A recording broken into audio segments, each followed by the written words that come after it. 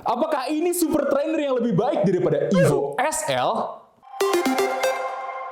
Halo guys, di sini dan gue excited banget buat bahas Puma Deviate Nitro 4 ya. Jadi guys, kemarin kita sudah main ke starting line, kita lihat-lihat websitenya dan kita terkejut. Ada Puma Deviate Nitro 4 ya, dimana teman-teman reviewer yang lain sudah pada mainin juga. Gue lihat Dr. Jason di story-nya udah nyobain sepatu ini dan tentu saja kita FOMO ya. Nah, berhubung ini adalah salah satu paling panas di awal 2026, gak ada salahnya buat kita coba bongkar-bongkar. Meskipun kami mohon izin banget karena banyak sekali flow di pengetesan kita kali ini, yaitu ya kita baru aja ditinggal Evan teman-teman ya, jadi nggak bisa proper untuk syutingnya dengan sangat baik. Jadi kita juga izin untuk pinjem Oki ya sebenarnya memang bukan pelari yang gimana-gimana banget untuk beauty shootnya aja, tapi tenang aja guys, kita pengetesan tetap dilakukan secara proper dalam jarak 15 km untuk first run-nya kemarin dan beberapa pengetesan lari kecil-kecil sebelum kita potong sepatunya.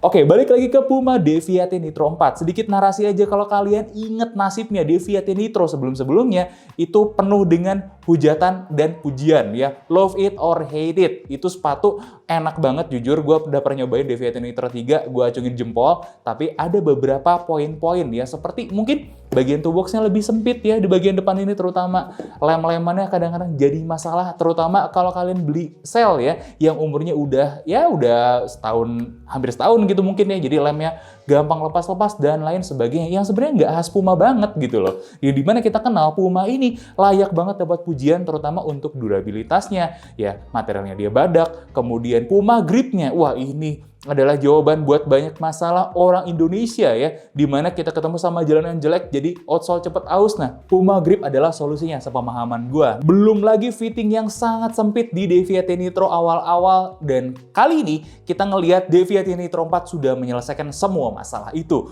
Gak perlu lama-lama lagi kali ya kena lari, langsung aja kali kita gas bedah sepatunya.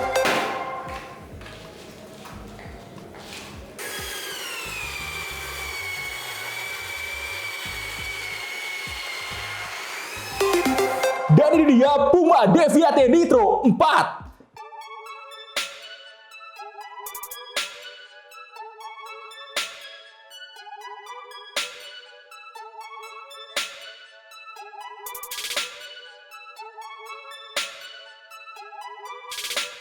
Oke, langsung aja kita bahas ke material uppernya, yang dimana desain uppernya ini udah langsung bikin kalian jatuh cinta. Entah kalian main ke tokonya starting line atau main ke webnya, lihat visualnya tuh udah cakep banget. Jujur, ini adalah Deviate Nitro paling cakep dibandingkan angkatan-angkatan sebelumnya. Makanya kalau kalian tertarik juga bisa langsung main ke website starting line dengan kode voucher SLXU Police. Nah, izin gue ambil catatan karena apa teman-teman, kita udah nggak pakai paper lagi ya, full semuanya digital, dan catatannya cuma bisa kita akses lewat laptop atau tablet atau HP. Berhubung space-nya kecil banget, izinkan gue bawa HP ya di sini ya. Oke, mari kita mulai. Pertama, dari layer A dulu, dimana kalau kalian ingat kita ada merubah sedikit sistem penilaian di bagian layer A ini untuk menilai materialnya. Yang pertama, A1 jelas uppernya ya.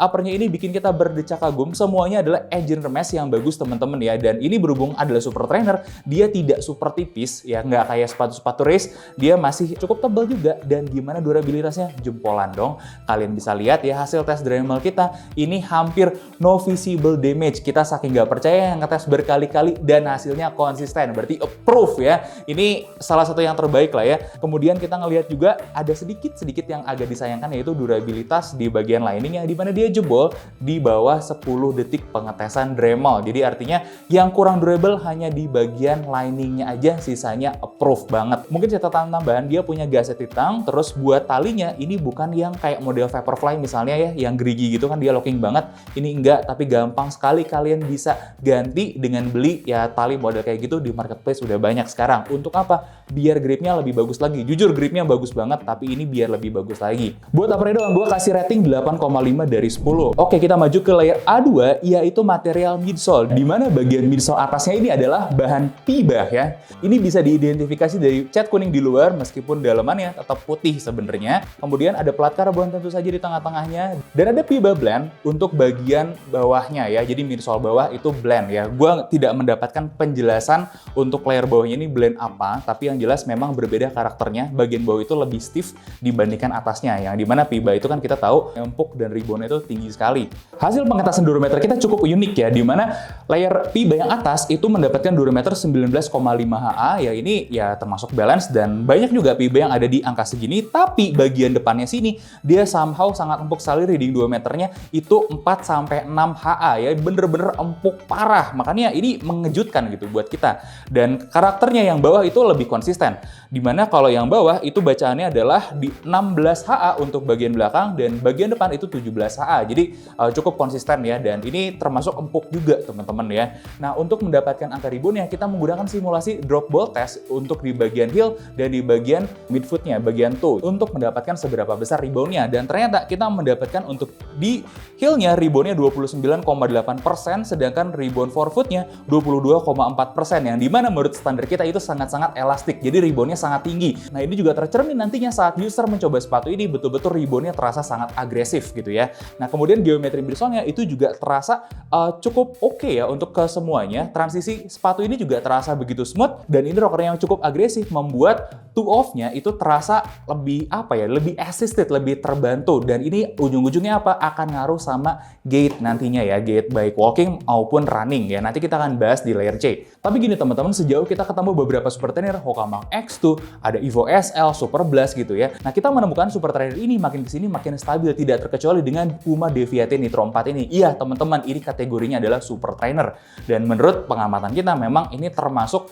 di ranah yang cukup stabil gitu ya. Nah, kalau sebagian memang karakternya agak agresif kayak Evo SL, tapi majority kalau kita perhatiin sekarang itu cukup stabil karena yang pertimbangannya apa? Kita akan pakai buat harian juga. Nah, mungkin teman-teman ada yang lebih paham, silahkan tambahin di kolom komentar. Ya anyway, beberapa catatan juga mungkin ini full plated teman-teman ya, tapi ini bukan plat karbon murni, tapi karbon infused. Jadi yang jelas ada campuran material yang lain, dan sedangkan kalau gue amatin ini karakternya lebih deket ke plastik, entah itu dari epoksinya atau dari mana gue nggak tahu. Jadi kalau teman-teman ada yang lebih mendalami, boleh silahkan tambahin di kolom komentar. Nah, untuk layer A2 ini kita berikan rating 9,3 dari 10. Sekarang kita masuk ke layer A3 bagian outsole-nya, di mana outsole ini menjadi favorit banyak user, yaitu Puma Grip. Nah, sedangkan kita juga selama ini ya cukup puas dengan Puma Grip ini. Pertanyaannya adalah, Deviate Nitro ini apakah sesuai dengan standar yang selama ini kita temukan di Puma Grip yang lain, atau dia sedikit berbeda? Karena kalau teman-teman pegang, harus diakuin ini lebih empuk ya, sedikit lebih lembut ketimbang Puma Grip yang lain.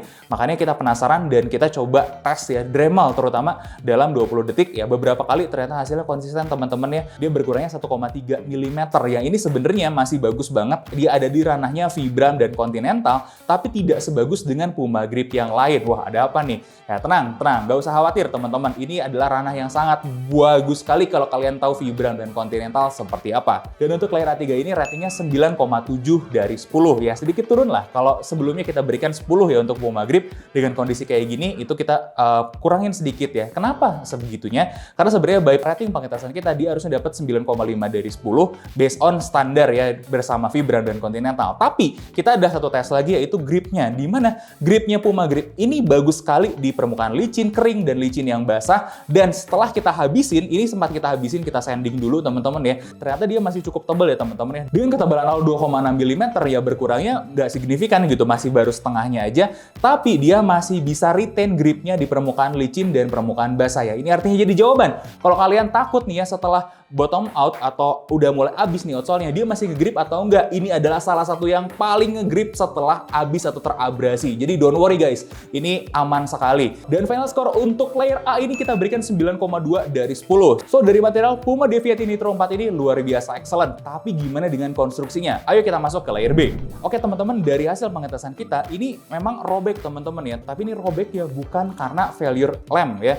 Ini lebih ke material failure. Kalau kalian bisa ngelihat ya di sini ya, hasil robekannya itu benar-benar akibat robekan material PEBA, yang dimana PEBA ini kan sebenarnya untuk durabilitas nggak terlalu oke, dan menurut hasil pengetesan kita ini cukup oke untuk bisa disebut bagus ya sebetulnya. Dan ini bisa diamini ya, karena bagian-bagian yang lain kita coba tes tarik juga tidak terbuka sampai sebegitunya. Ini bener-bener standar yang cukup tinggi ya. Tapi teman-teman, untuk bonding-bonding lem ini gue kasih cap ratingnya 8 ya. Nah, sekarang kita identifikasi untuk konstruksi selanjutnya, yaitu jahitan-jahitannya ini bagus sekali, kemudian lem-lemannya ini sangat rapi sekali. Dan untuk torsional structure-nya ini menurut kita hasilnya juga cukup baik. Maka dari itu kita ada adjustment sedikit ya, dengan mempertimbangkan keseluruhan konstruksinya, kita berikan rating 7,3 dari 10 untuk keseluruhan layer B ini. Kalau kalian tanya kenapa, sebenarnya gini, kalau kalian pernah lihat ada beberapa brand-brand yang kita kasih rating 9 gitu di konstruksi, mungkin kalian akan paham deh, mungkin beberapa adalah brand-brand Jepang ya, yang senantiasa menghuni rating 9 atau ke atas ini. Ya karena memang sebagus itu bikinnya teman-teman brand Jepang. Nah ini bukan jelek, ini sebenarnya sudah sangat bagus ya. Di atas 7 aja, bagi kita itu udah sangat bagus sekali sebetulnya. Nah tapi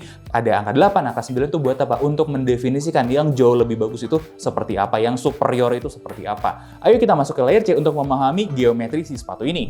Nah, layer C ini akan membahas geometri sepatu ini ya. Pertama dari C1 yaitu heel stability, dia tidak ada slip, sebetulnya cukup bagus. Dia berhasil ngelock juga kaki kita dengan baik, dan kalau kalian lihat konturnya di sini ini juga cukup baik sebenarnya untuk menjaga dan mengikuti bentuk si heel kita ya. Seatnya juga kalau kalian boleh bilang ya di sini nih, ini cukup dalam teman-teman. Tuh kebayang ya. Nah, jadi kita ditahan segini sampai sol, kemudian di sini memang agak lembut tapi dia masih keras, masih nahan. Jadi betul-betul ditahan dengan baik. Nah, ini masalah yang sering dikeluhkan orang ketika pakai super trainer, terutama misalnya Hoka Mach X2 kemarin ya. Di sininya tuh nggak ada supportnya, lack of support di sininya. Nah, ini adalah kebalikannya. Di sini enough support tapi tidak berlebihan, tidak terlalu ngekang atau kaku gitu ya. Ya intinya ini adalah contoh locking belakang yang cukup excellent ya.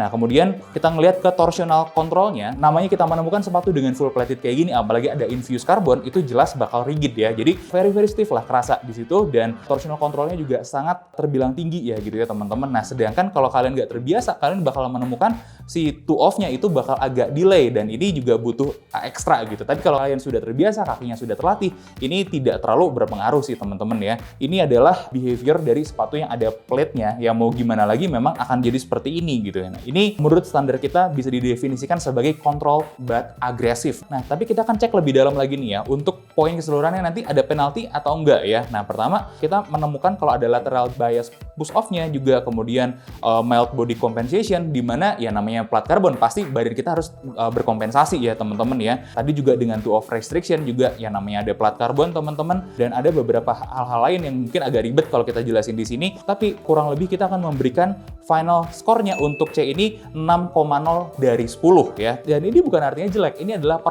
sepatu performa tinggi yang sangat demanding terhadap usernya ya. Namanya sepatu plat karbon, sekali lagi teman-teman, ini akan berbeda cerita kalau sepatu ini adalah non-plated shoes ya. Jadi memang ini bukan angka yang jelek sama sekali teman-teman, tapi tolong dipahami ini adalah sesuatu yang menyatakan kalau ini sangat demanding. Pun ketika kita lihat misalnya tanpa plate ya, tapi dia tetap stabil dan segala macam. Nah, di layer C ini mungkin nilainya akan menjadi 8 dari 10 atau bahkan bisa lebih. Nah, tapi itu kurang lebih teman-teman ya.